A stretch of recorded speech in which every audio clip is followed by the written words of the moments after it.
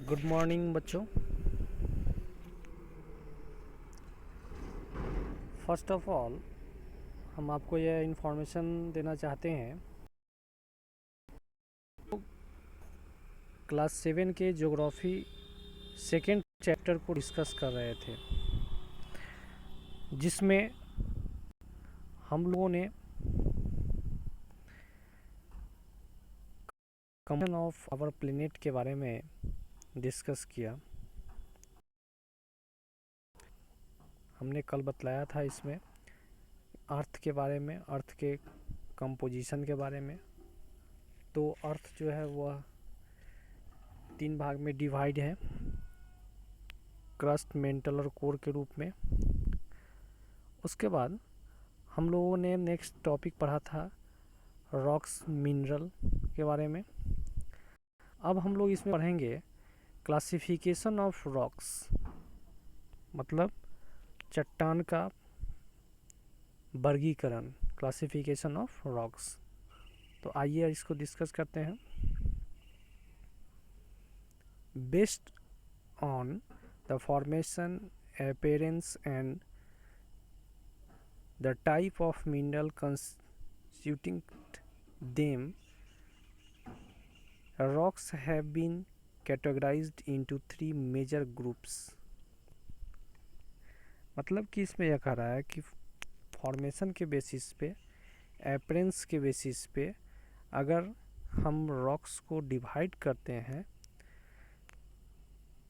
और mineral content के basis पे अगर रॉक्स को डिवाइड करते हैं, तो यह 3 मेजर कैटेगरी में, 3 मेजर ग्रुप में डिवाइड होता है। कौन कौन सा? तो Ignis, sedimentary, metamorphic. Rocks categorized under each group exhibit difference in color, hardness and density। Rocks को ये 3 ग्रुप में जो हम डिवाइड करते हैं, ये तीनों ही ग्रुप में प्रत्येक ग्रुप का अलग अलग कलर होता है, हार्डनेस होता है और डेंसिटी। लोग इसमें देखते हैं the term Ignis is divide from the Latin word ignis, them means fire. It signifies rocks from the cooling and solidification of hot lava within the earth interior। मतलब इसमें यह कह रहा है कि इग्नस रॉक्स जो है, तो इग्नस जो है वह एक लैटिन वर्ड है। किस लैटिन वर्ड से आया है? तो इग्निस से आया है। इग्निस का मतलब होता है आग, फायर। तो इग्नस रॉक्स के बारे में बतला रहा है कि जो है वह फॉर्म कैसे करता है। तो यह पहले जब कहीं ज़मीन के अंदर जो मैग्मा है वहाँ पे जो काफ़ी हीट है, तो उसके कारण यह वहाँ जो मिनरल पाया जाता है वो पूरी तरह से पिघल जाता है। तो वो मिनरल जब पिघला हुआ मिनरल जब ठंडा होता है, कूलिंग होता है उसका, और फिर वह सॉलिड रूप में जो चेंज कर जाता है, तो इस तरह से इग्नस रॉक्स जो है वो फॉर्म करता है, बनता है। तो ये सब कुछ जो होता है वो कहाँ पे होता है? तो अर्थ के इंटीरियर पार्ट में, मतलब अर्थ के, पृथ्वी के अंदर। These rocks are still taking new form due to volcanic activity. Since they were the first to be formed, they are also referred as a primary rocks. अब इसमें यह कह रहा है कि रॉक्स जो है जब नए रूप में फॉर्म करता है, तो इसके इसके कारण क्या होता है? तो वॉल्केनिक एक्टिविटी होता है। दूसरा यह कह रहा है कि यह रॉक्स का जो एक साइकिल होता है, जिसको आगे हम बताएंगे भी आपको। रॉक्स के साइकिल में इग्नस रॉक्स जो होता है वह एक प्राइमरी रॉक्स है। इसके बाद दूसरे रॉक्स में यह चेंज फिर कर जाता है। The lithosphere originally comprise the primary Ignis rocks. Lithosphere जो है ओरिजिनली क्या होता है? तो प्राइमरी इग्नस रॉक्स होता है। Due to certain internal external process, this rocks underwent change, and many of these were transformed into what are the called sedimentary and metamorphic rocks. Next ये बतला रहा है कि due to certain internal external process, और इस तरह से internal और एक्सटर्नल प्रोसेस से जो होता है वह फिर चेंज कर जाता है। जैसे कि हम अभी आपको पीछे बतलाए थे कि ये इग्नस रॉक्स जो है वो फिर चेंज करता है, किस ट्रांसफर हो जाता है, तो वह ट्रांसफर होता है सेडिमेंट्री में और मेटामॉर्फिक रॉक्स में। ठीक है, आगे देखें फिर। On the basis of origin igneous as follow. Igneous rocks जो है वो उसको भी क्लासीफाई जो किया गया है उसको देखिए।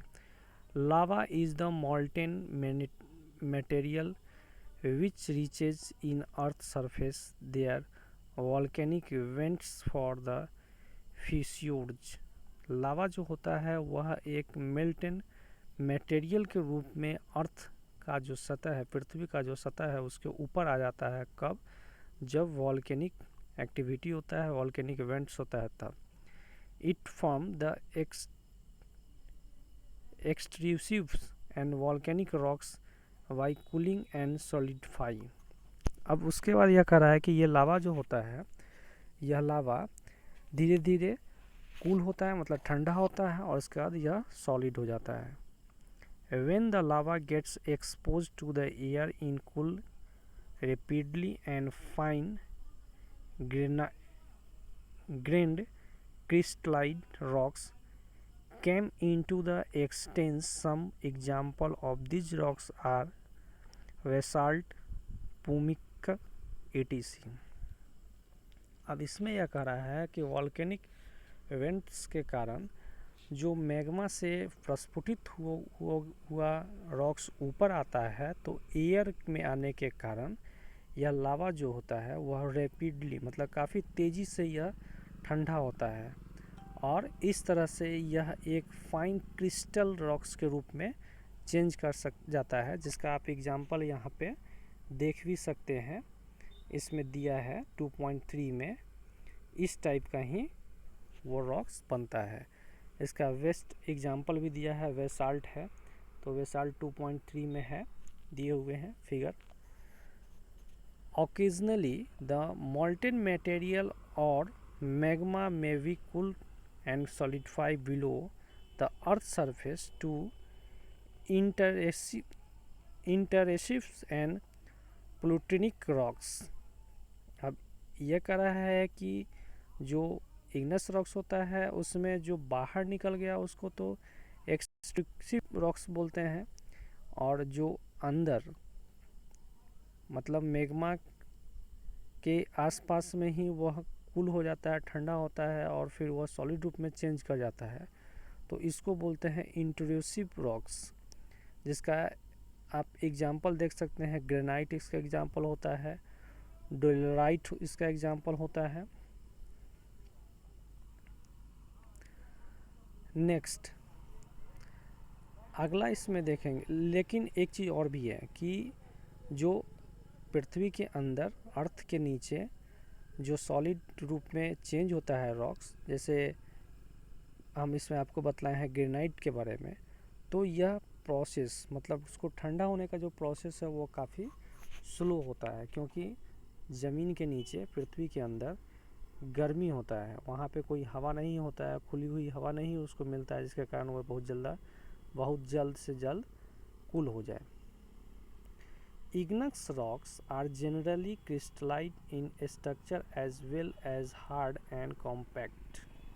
इग्नस रॉक्स जो है वह जनरली क्या होता है, तो क्रिस्टल के रूप में होता है, हार्ड होता है और कॉम्पैक्ट होता है।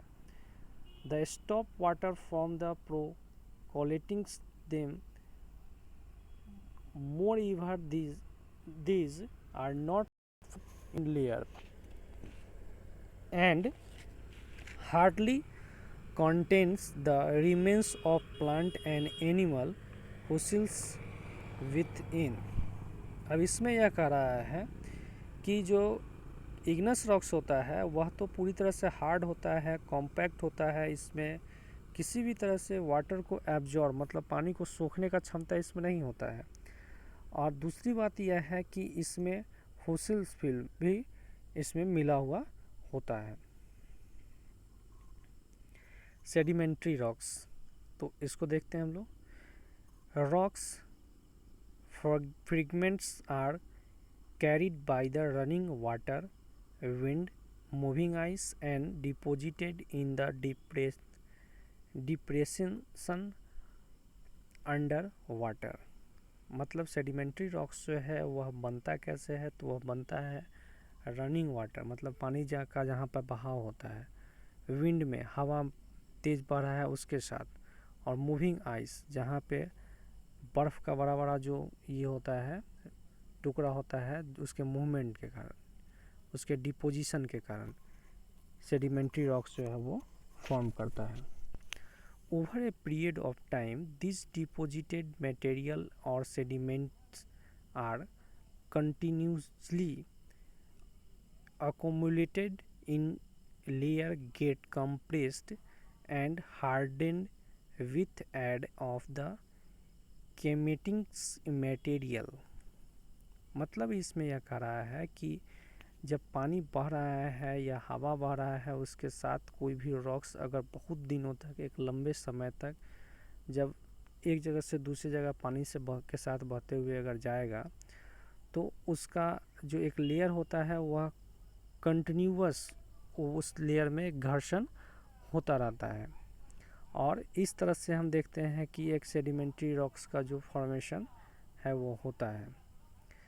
Therefore, they belong to the secondary group of rocks. These rocks often consist of layer having varying composition. In Latin, the term sedimentum means settling down। तो इस तरह से हम ये देख रहे हैं कि रॉक्स को जो हम क्लासिफाई किए हुए थे उसमें ये सेकेंड नंबर पे सेडिमेंट्री रॉक्स आता है, इसलिए इस और यह सेडिमेंट्री ग्रुप ऑफ रॉक्स के रूप में भी इसको जानते हैं। लैटिन में सेडिमेंट्री जो वर्ड है वो लैटिन भाषा से आया है सेडिमेंटम से। सेडिमेंटम का मतलब होता है सेटलिंग डन, मतलब कोई भी रॉक्स जो एक ओरिजिनल फॉर्म में जो होता है तो वह जब वाटर के फ्लो के साथ या एयर ब्लोइंग के साथ जब वह आगे बढ़ता है तो उसके बाद जो लास्टली जो एक रॉक्स का टुकड़ा जो बच जाता है उसको बोलते हैं सेटलिंग डाउन। तो सेटलिंग डाउन ही सेडिमेंट्री रॉक्स है। Based on their formation, sedimentary rocks are generally classified into 3 type। अगर फॉर्मेशन के बेसिस पे देखते हैं तो सेडिमेंट्री रॉक्स जो है वह हम 3 भाग में बांट सकते हैं। First, the largest of sediment particles such as the sand and pebbles get deposited intensely well, and finer sediments such as the clay and slate get deposited later। Sedimentary rocks thus present a layered and stratified structure and are also as the stratified rocks। Sedimentary rocks formed in this way are mechanically formed sedimentary rocks, sandstone, shale, conglomerate and mudstone। देखिए तो इसमें यह बता रहा है कि largest sedimentary particle जो होता है वह किस रूप में होता है, तो सैंड के रूप में होता है।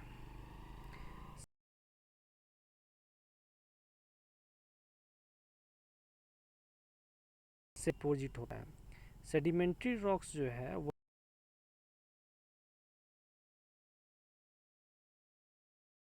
स्ट्रक्चर के रूप में होता है and are also known as the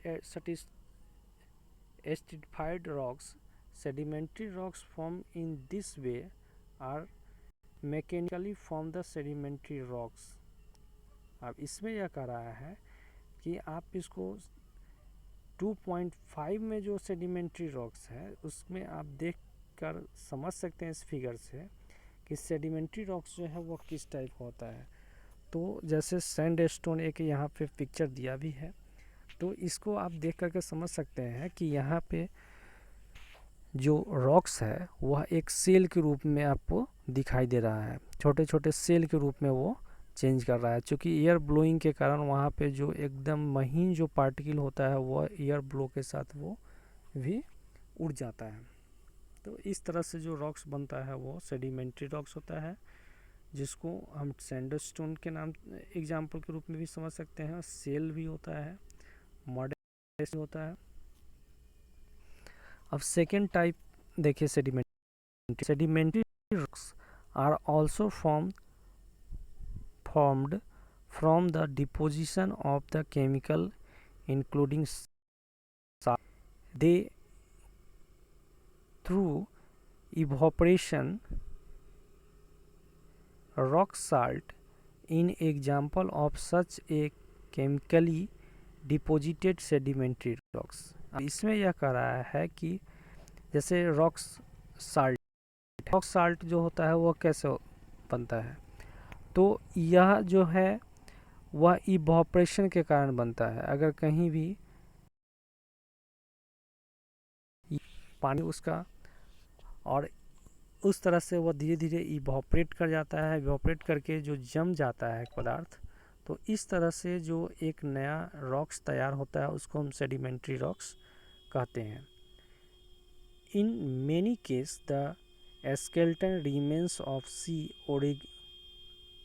organism and decayed plant are trapped in the sediments and deposited on the sea floor।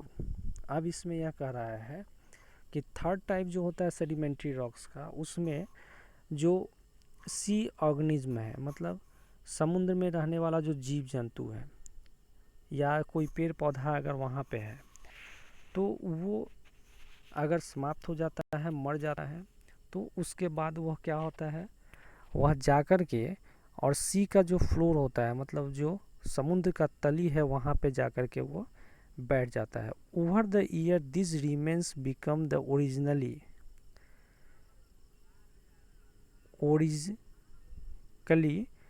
formed sedimentary rocks, limestone and coal are some example of these rocks। और इस तरह से बहुत साल के बाद, over the year बहुत साल के बाद, यह एक तरह के रॉक्स का निर्माण करता है, एक तरह का रॉक्स जो है वो ये बनाता है, जिसका बेस्ट एग्जाम्पल के रूप में हम समझ सकते हैं लाइमस्टोन को और कोल को। Sedimentary rocks are soft compared to igneous rocks and their structure in non-crystal. Such rocks at time also contains fossils in between the layer of the sediment। Sedimentary rocks को अगर compare हम करते हैं Ignis rocks से, तो Ignis rocks के अपेक्षा यह कम कठोर होता है, मतलब सॉफ्ट होता है। दूसरा कि यह नॉन क्रिस्टल होता है, जैसे इग्नस रॉक्स क्रिस्टल फॉर्म में होता है वैसे ये नहीं होता है। दूसरा इसका जो फॉसिल्स होता है वह इसके लेयर के बीच में, मतलब सेडिमेंट के लेयर के बीच में फॉसिल्स पाया जाता है। थैंक यू बच्चों, आज के लिए इतना ही।